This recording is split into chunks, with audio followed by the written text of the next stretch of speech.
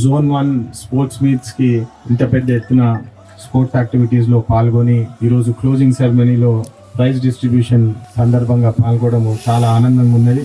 భారతదేశంలో కాశ్మీర్ నుండి కన్యాకుమారి దాకా అనేక రిలీజియన్స్ ఉంటాయి, అనేక మతాలు ఉంటాయి, కులాలు ఉంటాయి. కానీ మనం క్రికెట్ చూసేటప్పుడు అది అస్సలు ఆలోచించము.